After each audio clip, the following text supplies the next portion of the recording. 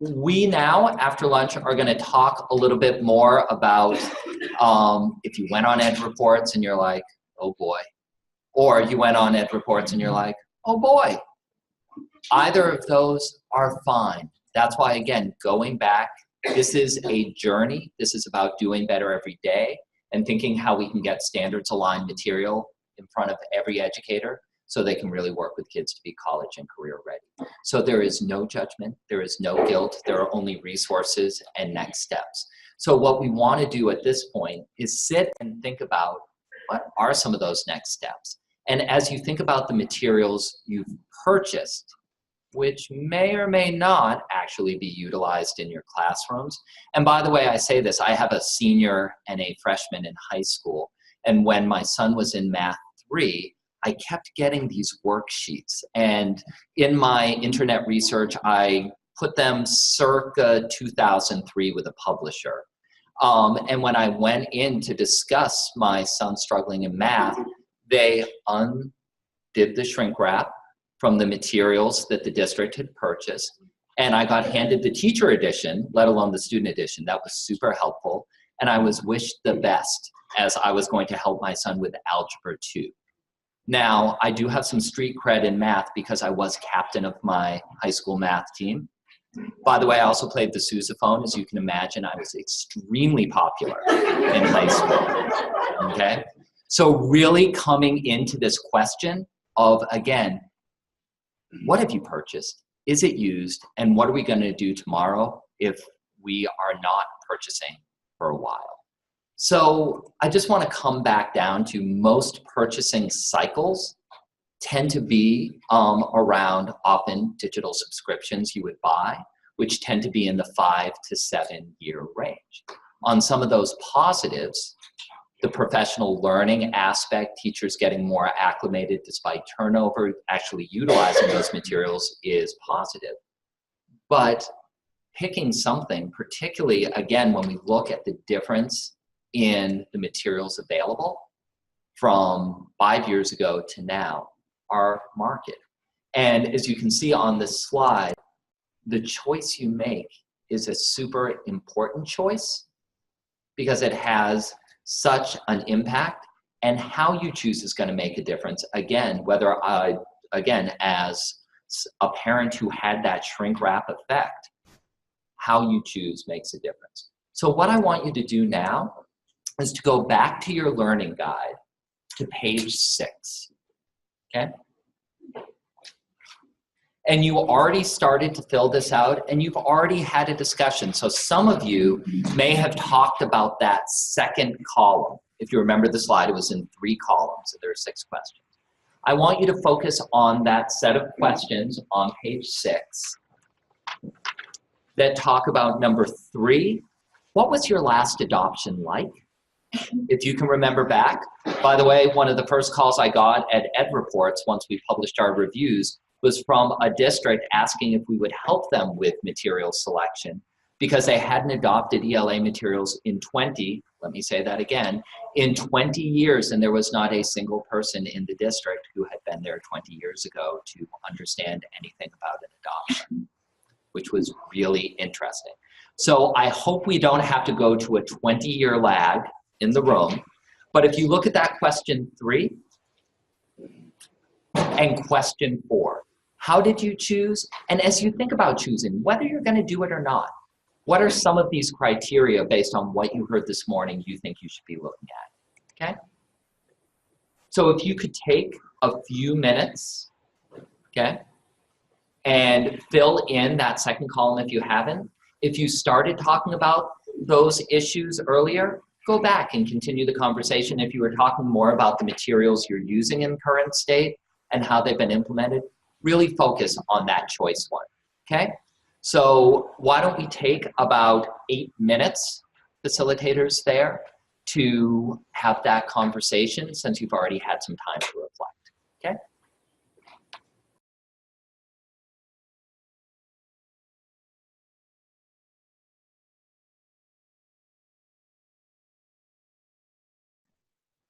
Welcome back.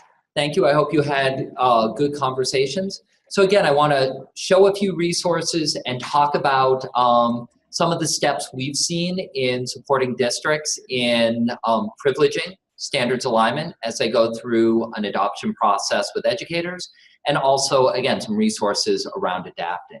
One of the first things, and this is where having Kate kick us off, and having some of the great words, Sheila, you started us with, is making sure teachers understand this is a help and important to their work, and for your community that they understand this is important too. So these are a few folks we've done some work with. Brian Kingsley, who's actually now the Chief Academic Officer in Charlotte-Mecklenburg, but he led one of those 2 districts out of the 30 that are using all standards aligned instructional materials K-12. And these are his words about why he and Wake County, which is the 15th largest district in the United States, right outside of my hometown, have put instructional materials at the front of their equity and their teaching and learning strategy. And at the state level, our friend Corey from Nebraska. So being clear about why you're doing this, whether you are working collectively around professional learning to adapt whatever you may have, or picking something new, making sure you and your educators and the community overall understand why this is such an important and critical issue. We hope our reviews are helpful to you, not just in the selection of instructional materials, but in implementation and adapting if you already have these, right? If you haven't been on the site, I don't know what you could have been doing during lunch, perhaps eating, but if you have not been on the site, right, we have detailed evidence. Make sure, by the way, we read this on the website, click full report as opposed to collapsed report. On the left-hand side, you will see mountains and mountains of citation and evidence, and we try to make sure we do that across units and lessons, all across the grade. So we don't have all of our evidence from lesson 2 in unit 1, and then you don't have any evidence around how the materials support some of our indicators or don't later in the year. So we hope that that evidence can help you pinpoint strengths and any deficiencies. So on some of those materials, for example, around focus, our criteria for focus builds off of the publisher's criteria and talks about spending 2/3 or more time on major work clusters and supporting work of the major work. So our educators spend an inordinate amount of time on specific standards, how they're grouped together, and how those come together. And so that's something, if you are close to that 2/3 threshold, there are certainly ways to revise and adapt those lessons to make the supporting work more connected to the major work, to bring in a lesson or 2 around some of those clusters. So again, hopefully looking through that evidence can really be helpful, okay? In developing guidance and tools, thinking about, again, we had heard on the video around professional learning communities that, again, starting with independent third-party evidence can help either justify or perhaps raise new questions that teachers may not have had using the materials. There are some other places I also want those of you who may be using materials that can help you in the short run. One of the places we have gone is Student Achievement Partners has been working on basically material adaptation projects for certain materials that have high market share and are in use. So you can see here some of the quotes for their Envision 2.0 adaptation guide. Some of the deficiencies we noted were in the area of rigor and some of the fluency pieces. And so again, this gives additional lessons and places from curated sites. We've also worked a little bit with IBM and their Teacher Advisor website. Again, pulls on lessons and units from curated places, and you can search by standard. But the key part is it's moving off Pinterest, it's moving off Google, it's moving to places that are pulling lessons from standards aligned material. So the Watson pulls largely from illustrative maths curriculum in middle school, from the Engage New York, and from other vetted sorts of materials. And they also have this in ELA. So again, this is back on Achieve the Core. And one of the things we talked about early on was one of the challenges, particularly in the elementary materials, is just their massive girth. There's just so much there. So this is a quote, not from us, but it aligns with our report that found these materials partially aligned. Again, it has nearly all the materials and approaches needed, but it lacks that clear direction to make sure children have the best chance to grow their literacy abilities, to build knowledge and the like. So this has a lot of guidance if you were using Reading Wonders, for example, to really help move it from something we found partially aligned that has a lot of those good component parts into something that would probably meet full alignment on our criteria. Okay?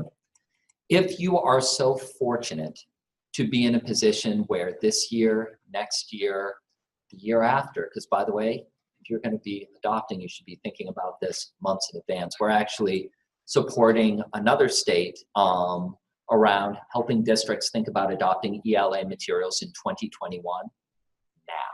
Because when you think of the budgetary cycle, when you think about all the different pieces, you need some time to actually plan. You can do some of these things quicker than others. So we often talk about 8 key steps to successful adoption processes we've seen. You have this in your learning guide if you wanted to jot notes and think about whether or not your district actually went through from this last exercise any of these steps. The first one is developing your district lens. We get asked a lot about why don't we look at certain things in usability, how materials handle things like cultural diversity and the like. We don't know your students, we don't know your challenges. And so ultimately you coming in with your own lens based on your own student learning data, thinking about your teaching core and their professional learning, how much anything they've gone through, having that data and really starting to think, what are our priorities? What are we looking for in materials? And how is that driven by student learning and student achievement data and other priorities from the district?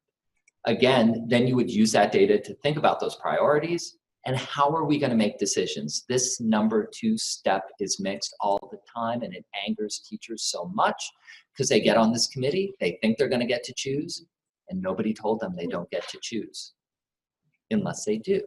So being very clear about who is responsible for the decision, who gets to make that decision, and on what criteria will the decision be made so it doesn't just happen unto you and teachers are like, from where did these books fall?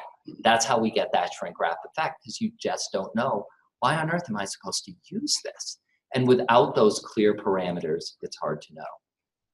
Thinking then, once you have those parameters, how are you going to discuss them with teachers? Who is going to discuss them with teachers? And once you get there, to step for the community as a whole. Again, as a parent consumer, as well as somebody on this end, I want to know why our taxpayer dollars may be spent on this. I may know or not know what materials are in use, and if these materials look really different, particularly picture math, you get this a lot. I was taught math in a different way, and now this book is asking me to do something different. All those sorts of things, engaging the community around those number 2, those priorities and what you're looking for is really important. The 5th, around winnowing choices. And that's where, for the first time, we think you're pulling in a tool like EdReports or other independent third-party data, or working with your own educators on tools like the IMET and Equip or our own tool and evidence guides to really start to think through a narrow set of choices and then moving forward around applying those local priorities you talked about in step 2 and thinking about piloting and how you're going to finally make that decision. And then finally, that's the easy part. The rollout and the implementation of the professional learning is the hard part that comes after you choose. The one thing I always point out of these 8 steps, you do not open a book. You do not consider any material until you're at step 5. There is so much pre-work you should be doing and thinking about around where your kids are, around the materials you have, around your data, that you need to do those steps before going in. So one district that has done that fairly well, that we were lucky enough to help kind of support and learn alongside, which is where some of these adoption steps came from, is from Newport Mesa, which is in Orange County, California. I know you're probably thinking, depending on your age, about the OC that used to be on Fox. The OC is a little more diverse than that TV show, okay? So it's still Orange County, but this is a district, and if you read the full case study, that brings a diverse set of students and some challenges learning-wise within their community in as well. We worked with the Orange County Department of Education to help them think through their individual criteria, using our information to help winnow choice, and to running an educator-driven pilot through the decision-making process. So what we've done is taken that case study, shrunk it down to about 2 pages. I hope if you find it interesting and you're at that adoption stage, you'll go back and look at the whole piece. But if you go now to, again, your learning guide on page 13, okay, you can see the instructions here. We'd like you to read this synthesis of the case and take 5 minutes to read it through, annotate, highlight some of the things you think they did well, and once everybody at your table is done getting through, I want you to go back to that first activity that we did post-lunch where you thought about your own adoption process or what you could remember. How did it differ, and what sorts of things are similar to what you're reading about here, okay? So if you could start, we'll bring people back together and you'll have 5 minutes, 10 to talk in 15 minutes, okay? Great, thank you. I hope you had some productive conversations. Again, if you dig into the bigger case study, you can see more of the quotes that are up here. Again, from this first teacher, because they were really engaged in the process. And by the way, this district was atypical. Part of why the Department of Ed and Ed Reports came in to help, they literally had so much controversy over their math curriculum that people were taking out billboards arguing against the curriculum they were using in mathematics. So this was the place they were starting. So when you think about the community engagement challenge, right, it could be worse. So, but from this teacher, again, I'm excited that I have curriculum that I can really sink my teeth into the next 2 to 3 years. For teachers, curriculum does not have to, again, be an endeavor that stunts their creativity, but it's an opportunity for professional growth, learning, and new thinking if brought in and implemented well and right. Principal, really admiring the choice teachers made, understanding how much additional work it would be because of the curriculum these teachers selected. And finally, getting at this notion of, again, communication with teachers, teachers saying, I understand why we picked this. And we had teachers, it was a consensus-based process that did not agree with the decision, but they were a part of it, they understood it, they respected it, and they went ahead with the district around implementing these materials. Okay? So 3 last things as you think about either adapting or adopting new materials. Number 1, I already mentioned this with the 8 steps. Don't rush it through the first 4 to get to the point where you have 3 things that you can pilot, okay? It takes more time to communicate, build will, establish priorities, add lenses at your level in addition to standards alignment, which better be one of those lenses. That's hopefully at least our takeaway from today, right? To really put that up front. Second, engage educators early and often. The more you're engaging teachers, they're the ones who are using these materials with kids. And teachers need to be a part of it, help weigh in, and understand from where these materials came, if they're going to change their practice. And 3, if you're going to change practice, you don't do it by putting a new book on someone's doorstep and wishing them well.